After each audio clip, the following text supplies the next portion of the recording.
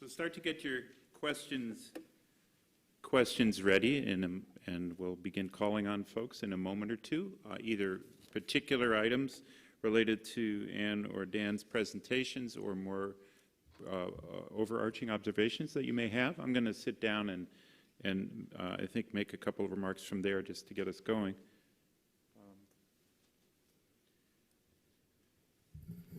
So that was the proverbial effort to sip from the fire hose from both of you, and I really appreciate it. I'm still stuck on the difference between 7 corners, pardon me, 7 corners in San Francisco with 60% of the caseload of people with caseloads that overlap more than one department, walking distance, versus, for example, 20 square miles of vacant property. For frame of reference, the entire city of San Francisco is 49 square miles. Yeah.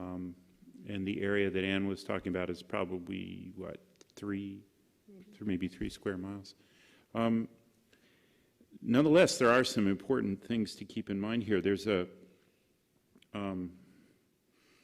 each of these cities has a challenge about redefining what's the public good. What's the identity and vision of the city as a whole? And they're each going about it in different ways. We did not mention, but San Francisco has the smallest proportion of children of any city in the country. It's down to 12%, and it's still falling. That means, and the preponderance of newly wealthy San Franciscans in greater proportions has led to a privatization of a whole set of things, including mass transit, that we used to take for granted were part of the identity of what makes you a resident of the city. And so even in a circumstance where there is both considerable growth, great wealth, and the kind of isolation and poverty that we were hearing about, you run the risk, or the city runs the risk, of losing sight of what is a public responsibility, what's an overall social goal for raising children and raising families.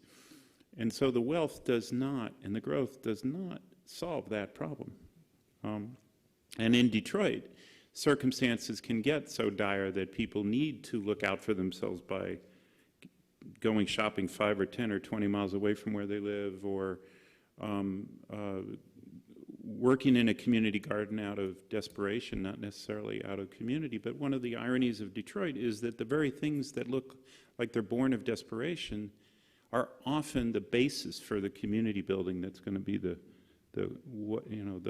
heart of what comes next. And the urban agriculture is often cited as exactly that. So there are a lot of very complex questions about how you maintain and grow a community that works for the type of city you have and where you want to go, that these two very different places actually have in common. Before we get to questions, I want to see if either of you have any questions or observations for each other based on anything you heard. Well, I mean, I think for me, as I looked at the, is it on? Yeah, okay. As I looked at the work that you did in Hope SF, I think for me, I was struck by the way that, I'm sure it didn't seem so easy as you moved through the project, but the way to kind of draw together the capital sources from different places to actually execute the project, to do it over time, and to kind of manage it through a number of different regulatory approvals. I'm wondering how you did that, and how you did that, particularly given what I would assume would be some degree of economic development pressure from within the city to see that become something different. I forgot to mention that they haven't figured that all out yet. Oh. It's in process. I mean, it's phased development. There are 2 developments that are underway. There's a financing plan that's almost finalized for the 3rd, and the 4th is close. They do have federal resources that have come in. One of them is a Choice Neighborhood Initiative grantee, so $30 million from HUD. There is still the federal subsidy that's involved. The city has put in a tremendous amount of money. When redevelopment left California, it was a hard hit for this project, and that's what slowed the development process. But pulling together the capital has been very challenging. redevelopment in that case was tax increment financing, a way to target the tax on the growth in property values towards projects like this, and it was banned under state law about 4 or 5 years ago by the governor who, when he had been mayor of Oakland, where I live, had used it to great extent, but I guess he was done with it. First question over here. Thanks. Hi, Paula Lance from George Washington University. I first just want to say wow and thank you both for coming to tell us about your very impressive and compelling organizations and the work you're doing. And I actually want to hear from both of you more about your organizations. How are you funded? And sort of what's the business and funding model? Are you living from grant to grant, cobbling together things? Again, how, what does the future look like for you? And how are both of your organizations governed? Do you have boards? How do you decide on your agenda, what you're going to do? It's really interesting to me because I want to think about, spread and scale, as we've talked on the roundtable about before, of, seeing this kind of work being done in other places as well. Thank you. So Enterprise has about 600 employees.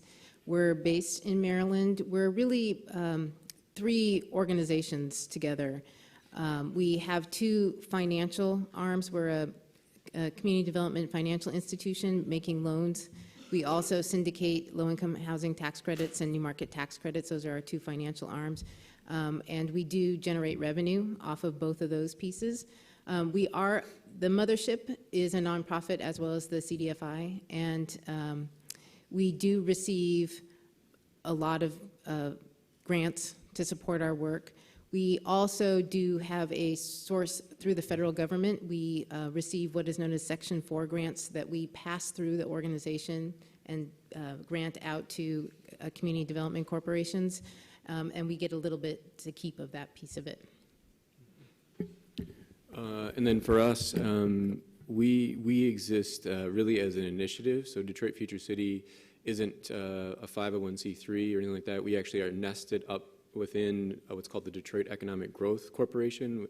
And there's a portion of that which is called the Detroit Economic Growth Association, which is a 501c3, and they are really the part of the economic development arm of the city.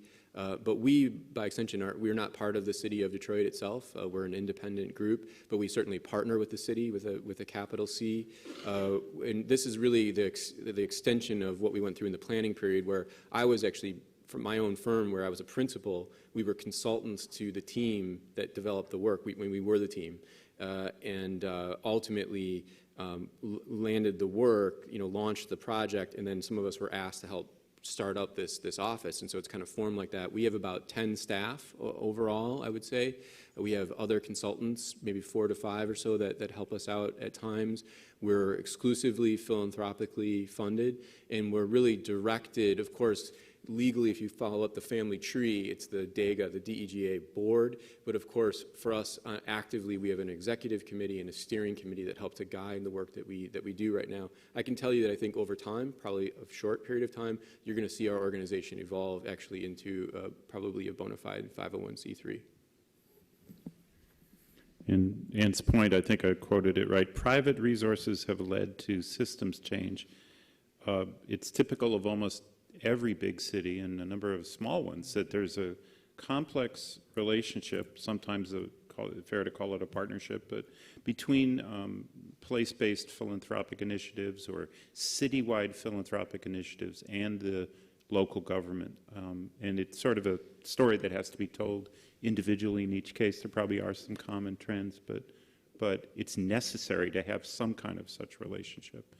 And the same funders that support Detroit Future City support a great many other initiatives. They work on the schools in a systematic way. They work on the economic development issues that Dan was alluding to. They work on environmental issues. So I wouldn't say it's hedging their bets, but they are likely to have been invested in almost all of these efforts and then in some overall planning initiatives as well. And there's some similar characteristics to San Francisco.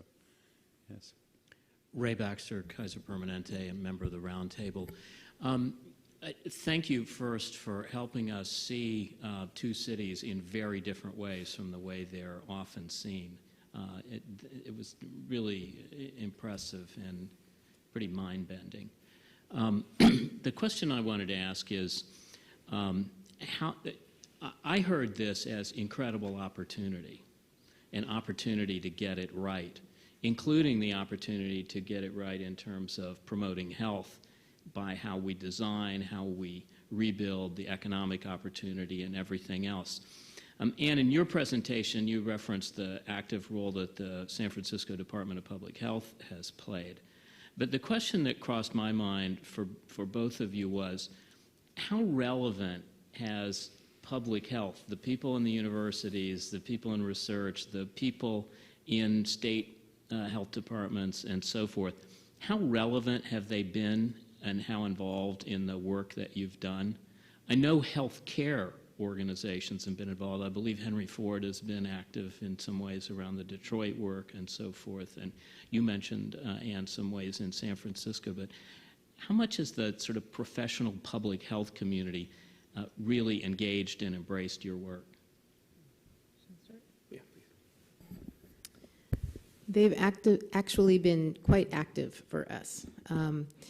Part of this being a public-private partnership is that we have drawn upon city departments in great detail, and DPH has been one of the players that has come to the table and really been an active participant. We are a Living Cities grantee, and as part of our work with them, work as a cohort, doing a lot of thinking together with others in the city, with the city departments. So with philanthropy together, with DPH. In addition, San Francisco State, the Health Equity Institute, has, for the last 4 years, one of the Masters of Public Health classes has conducted community-based participatory research at Hope SF, helping us through this process. And we have recently launched what we refer to as a learning center at San Francisco State as a place to further the research that we're doing. We have relied on an external researcher and evaluator through this process, but we've been relying more recently, more heavily on San Francisco State and the role that they're playing. But public health has really been one of the largest players in this for us. Yeah, for us in Detroit, I think it's one of these cases where it's so obvious, the public health implications and realities are so obvious, it becomes so ubiquitous too that we lack the specificity in partnerships, in policy and approach, if that makes sense. The Detroit health department we had was actually dismantled as we went through toward bankruptcy. There were other groups that were splintered off from this. I'm sensing from some of the gasps in the crowd. Other people know about this.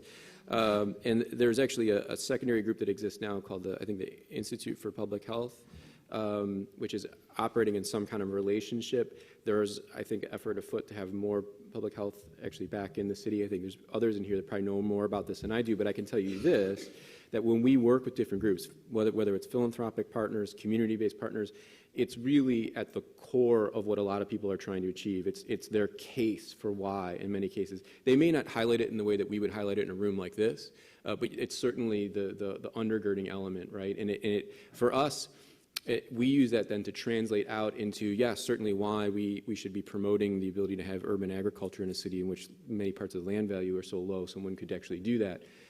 Consequently, in a city with land value that's so low, you also don't have typical market pressures that drive you to create higher density.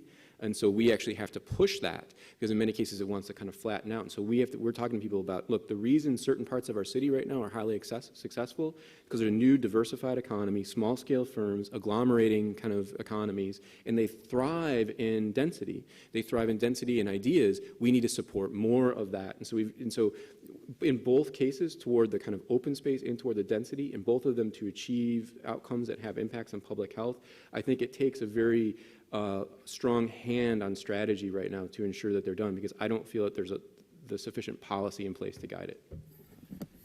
One of the bright spots I've always liked is that the University of Michigan School of Public Health has in Detroit what they call the Detroit Urban Research Center. And they have for many years been very authentic, principled partners with community-based organizations in doing participatory research on environmental health and a whole range of other health issues, training organizers, training themselves in new issues. One of the things we helped them with was getting up to speed on blight mitigation issues, because the residents didn't see the boundaries between health issues over here and housing over here. And they work in Southwest, they work in Cody Rouge, a number of neighborhoods, and in a way that I think reflects very well on public health education and the whole set of values that underlie that. Now, whether they can connect back to local government or not, they may care less about the health department than about the housing department or the water department. But they're a force for positive change, definitely, yes. Hi, Maggie Superchurch. I'm part of the planning committee for the event. Thank you so much for your great remarks. I'm involved with a couple of efforts in Massachusetts that are cross-sector, collaborative, place-based strategies to provide resources and assistance actually throughout the state on the real estate side and also in smaller cities. And one of the tensions that I think comes up in this work frequently is the sort of scale of intervention and the systems that sort of touch those places. So oftentimes there's a critique that if you work at the neighborhood, even at the city scale, how much can you really do when the systems that impact those places, whether it's poverty or education, environment, and so forth, are really operating much beyond the boundaries of that place. And you've both obviously made tremendous impact in the places you're working, and I'd be interested to hear how you're sort of both within your organizations and with your partners dealing with that issue of the broader systems you're embedded in and the extent to which you can change those and the extent to which you sort of have to live with them. And I would close by saying I have a Shinola watch and it's fantastic. And so as a small business intervention, everyone go buy something from Shinola because they're beautiful. You did, great, that's Thank right. you. If everyone would like to buy a Shinola watch before they leave today, that would be wonderful. Well, I'll jump on that one. I mean, if I'm understanding your question correctly, I mean, my response would be this: that you're right that in many cases you get down so close to an issue, you lack the some of the bigger, particularly like policy power to affect certain things, and it's always orders of magnitude above you. I think for me, what's been really useful is being very deliberate in actually moving between those levels and moving between them rapidly and actually colliding groups back together at times, introducing on-the-ground guy to policy gal at a high level and make that connection. I think it's really important because I think if you stay at any one of those levels, you miss whatever's going on at the other one, and you lose a degree of relevance and knowledge. And that collision is one of the most important things we can achieve, particularly in cities I know like Detroit that are recovering. You have to constantly fuse those connections that I think in the past have been really, really disconnected, and I mean, Victor, to your point even on the U of M, as a group to which local folks, communities actually dial up to and then go beyond. I mean, that's a great example of it. Chris Coombe with U of M has done a lot. We've done a couple things with her on health impact assessments, and they're a great instrument, an illustration of how universities play such a critical role in this as intermediaries between these two levels too. So things are starting to change in San Francisco. We've been at this work now for, 7 years or something like that. And initially, while it was Mayor Newsom's baby that got this started, it was the philanthropic money that came in small and innovative ways that tried to bridge the gap because the systems weren't going to change. They weren't going to change for us. So, for instance, with our education work, we ended up creating liaisons between the school district and the housing development sites to begin to bridge that gap because we weren't going to actually change the school district. One of the things that has happened over time is that I think the more that we've been able to show success and show that the programs that we pilot using philanthropic dollars make sense with this particular community and that they are things that eventually the public systems should actually adopt, the public system has begun to think about adopting them. And so then we move to using private dollars to help the public system figure out how to adopt those things. But we have one really big benefit, one big thing working in our favor, and that is with this newer administration, the mayor appointed a a high-level person to be the director of Hope SF in the city. And that means that he has the authority, the director, to call all the city departments together and to require them to play together in a way that has not happened before. And this is the second year of having a director at that level, and we're seeing the change. And it's really, it's a tremendous commitment to see that happening.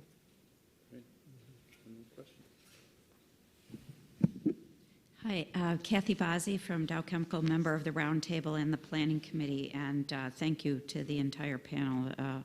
Very, very important presentations. I would also like to say that I'm a lifelong resident of Michigan and have great interest in what's happening in Detroit. My question is in this space, given I'm watching the Detroit situation from a few hours north in the state, help with two things. One is collaboration and partnership. How is that coming together? And, how are you generating the will?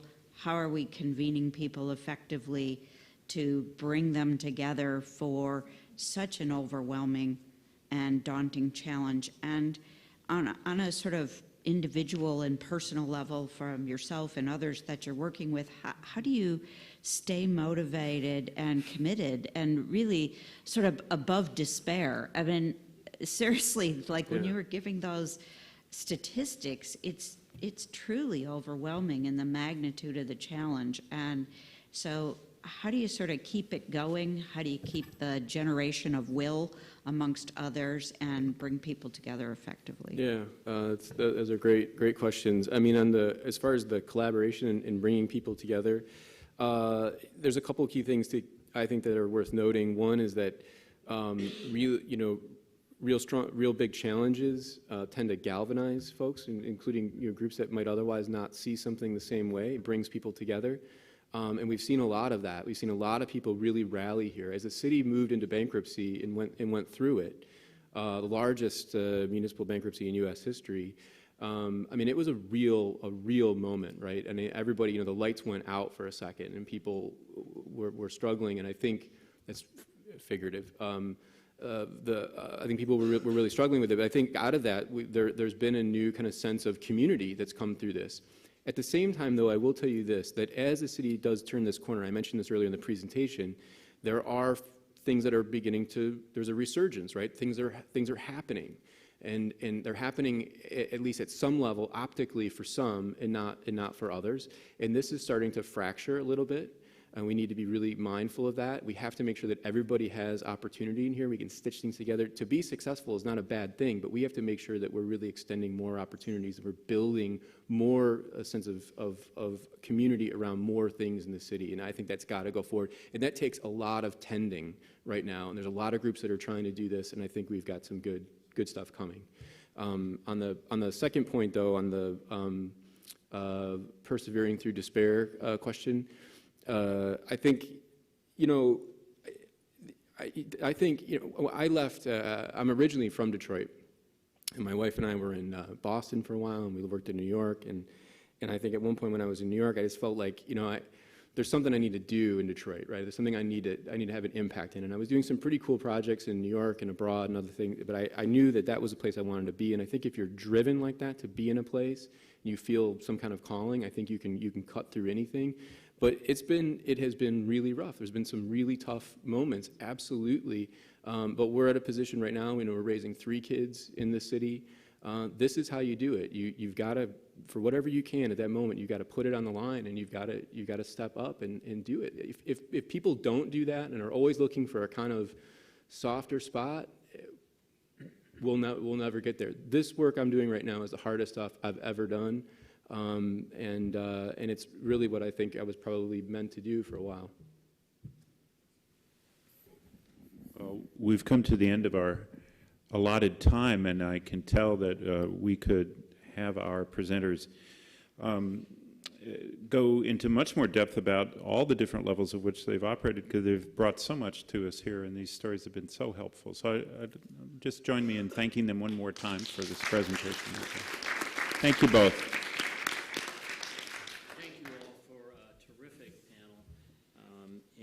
you know, the slot after lunch is usually a tough one, and you just set a new bar for engaging people and keeping them absolutely wrapped with your presentations and the possibilities and the challenges. So thank you. We'll take a break right now, and we'll resume at 3:30. Thank you.